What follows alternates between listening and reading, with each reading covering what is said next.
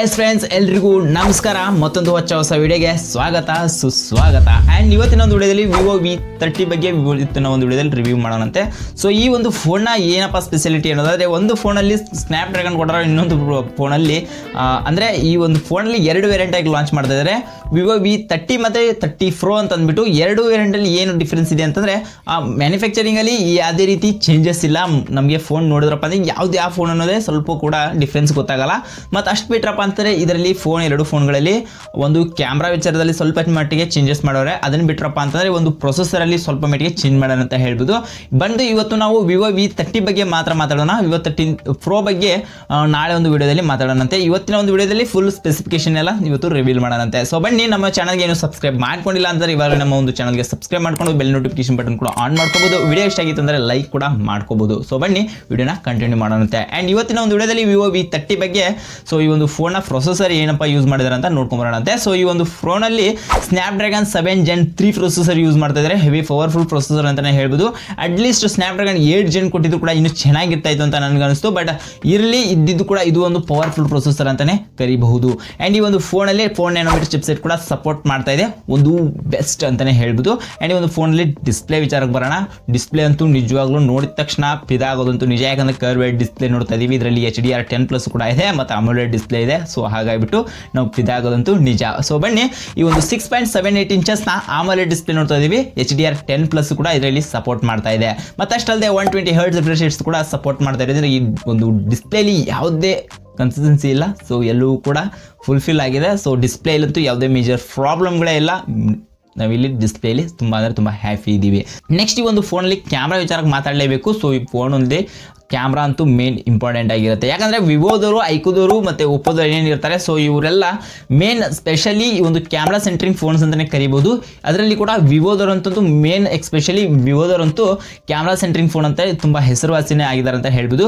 ಈ ಒಂದು ಫೋನಲ್ಲಿ ನಮಗೆ ಟ್ರಿಪಲ್ ಕ್ಯಾಮ್ರಾ ಸೆಟಪ್ನ ನೋಡ್ತಾ ಇದ್ದೀವಿ. ಫಸ್ಟ್ ಕ್ಯಾಮ್ರಾ ಬಂದ್ಬಿಟ್ಟು 50 MP, ಸೆಕೆಂಡ್ ಕ್ಯಾಮ್ರಾ ಬಂದ್ಬಿಟ್ಟು 50 MP, ಥರ್ಡ್ ಕ್ಯಾಮ್ರಾ ಬಂದ್ಬಿಟ್ಟು 2 MP ಇರುತ್ತೆ. ಸೊ ಈ 3 ಕ್ಯಾಮ್ರಾಗಳನ್ನ ಕೊಟ್ಬಿಟ್ಟು ನಮಗೆ ಇಲ್ಲಿ ಮೊಬೈಲಲ್ಲಿ ಇನ್ನಷ್ಟು ಕೂಡ ಒಂದು ಕ್ಯಾಮ್ರಾದಲ್ಲಿ ಇನ್ನೂ ಕ್ಯಾಮ್ರಾ ಸೆಂಟ್ರಿಂಗ್ ಫೋನ್ ಅನ್ನೋದ್ರಲ್ಲಿ ಸಾಬೀತು ಮಾಡಿದ್ದಾರೆ ಅಂತ ಹೇಳ್ಬೋದು. ಈ 30ನಲ್ಲಿ ಲಾಸ್ಟ್ ಕ್ಯಾಮ್ರಾ ನಮಗೆ ಸ್ವಲ್ಪ ಮಟ್ಟಿಗೆ ಚೇಂಜಸ್ ಮಾಡವ್ರೆ ಅಂತ ಹೇಳ್ಬೋದು.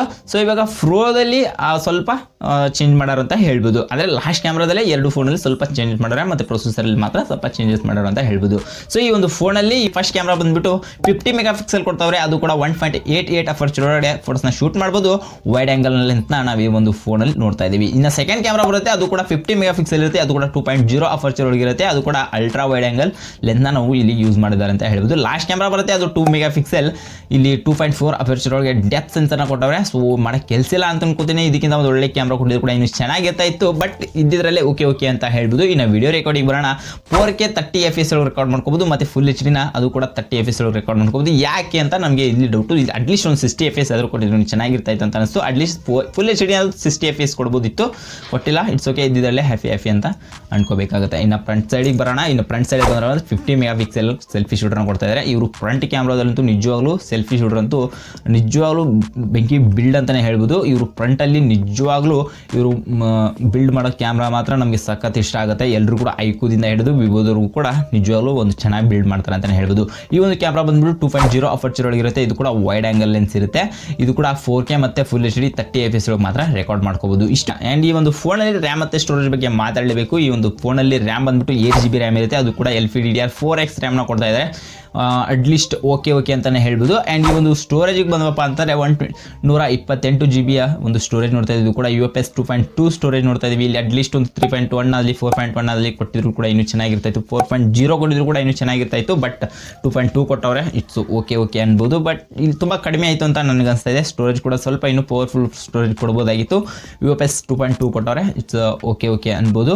ಬಟ್ ಅಷ್ಟೊಂದು ಹ್ಯಾಪಿ ಅನಿಸ್ಲಿಲ್ಲ ಸ್ಟೋರೇಜಲ್ಲಿ. ಇನ್ನಾಗಿ ಬಾಕಿ ಬಿಟ್ರಪ್ಪ ಅಂದರೆ ಈ ಒಂದು ಫೋನಲ್ಲಿ ಬ್ಯಾಟ್ರಿ ವಿಚಾರಕ್ಕೆ ಬರೋಣ. ಬ್ಯಾಟ್ರಿ ಬಂದ್ರೆ 5000 mAh ಬ್ಯಾಟ್ರಿ. ಇದೊಂದು ಕೂಡ ಒಳ್ಳೆ ಕೆಲಸ ಮಾಡೋರೆ. ಆ್ಯಂಡ್ 80 ವ್ಯಾಟ್ನ ಅಡಾಪ್ಟರ್ ಕೂಡ ಈ ಒಂದು ಫೋನಲ್ಲಿ ಕೊಡ್ತಾ ಇದ್ದಾರೆ. ಒಂದು ನಿಜವಾಗ್ಲೂ ವಿವೋ ಇಲ್ಲಿ ಒಂದು ಒಳ್ಳೆ ಕೆಲಸ ಮಾಡಿದೆ ಅಂತ ಹೇಳ್ಬೋದು. ಇನ್ನು ಈ ಒಂದು ಸೆಕ್ಯೂರಿಟಿ ನೋಡ್ಕೊಂಡ್ರಪ್ಪ ಅಂತಾರೆ ಇನ್ display finger print unlock sensor ನೋಡ್ತಾ ಇದೀವಿ. ಮತ್ತು ಈ ಒಂದು ಫೋನಲ್ಲಿ ಸಿಸ್ಟಮ್ ವಿಚಾರಕ್ಕೆ ಬಂದ್ರಪ್ಪ ಅಂದರೆ ಆಂಡ್ರಾಯ್ಡ್ ಅವರ ಓನ್ ಆದಂಥ ಫನ್ ಟಚ್ OS ಕೊಡ್ತಾ ಇದ್ದಾರೆ. ಅದು ಕೂಡ Android 14 OS ಈ ಒಂದು ಫೋನಲ್ಲಿ ರನ್ ಆಗ್ತಾ ಇದೆ ಅಂತ ಹೇಳ್ಬೋದು. ಇಷ್ಟಾಗಿತ್ತು ಈ ಹೊತ್ತಿನ ವಿಡಿಯೋ. ಆ್ಯಂಡ್ ಈ ಒಂದು ಸ್ಪೆಸಿಫಿಕೇಶನ್ ಎಲ್ಲ ತಿಳಿಸ್ಕೊಟ್ಟಿದ್ದೀನಿ. ಇದು ವಿವೋ V30ನ ಬಗ್ಗೆ ಆಗಿತ್ತು. ಇನ್ನು ನೆಕ್ಸ್ಟ್ ಒಂದು ವಿಡಿಯೋದಲ್ಲಿ ವಿವೋ V13 Pro ಬಗ್ಗೆ ತಿಳಿಸ್ಕೊಡೋಣಂತೆ. ಅದಕ್ಕಿಂತ ಮುಂಚೆ ನೀವು ನಮ್ಮ ಚಾನಲ್ನ ಸಬ್ಸ್ಕ್ರೈಬ್ ಮಾಡ್ಕೊಂಡಿಲ್ಲ ಅಂದರೆ ಇವಾಗ ನಮ್ಮ ಒಂದು ಚಾನಲ್ನ ಸಬ್ಸ್ಕ್ರೈಬ್ ಮಾಡ್ಕೊಡ್ರಿ. ಸೊ ವಿಡಿಯೋ ಹೇಗಿತ್ತು ಅನ್ನೋದು ಕೂಡ ಕಮೆಂಟ್ ಮಾಡ್ತಾ, ಮತ್ತು ನಮ್ಮ ವಿಡಿಯೋ ಇಷ್ಟ ಆಗಿತ್ತು ಅಂದರೆ ಲೈಕ್ ಮಾಡಿ, ಶೇರ್ ಮಾಡಿ ಅಂತ ಹೇಳ್ತಾ ಮತ್ತೆ ಸಿಗೋಣ ಮುಂದಿನ ವಿಡಿಯೋದಲ್ಲಿ. Next one. ನಮಸ್ಕಾರ.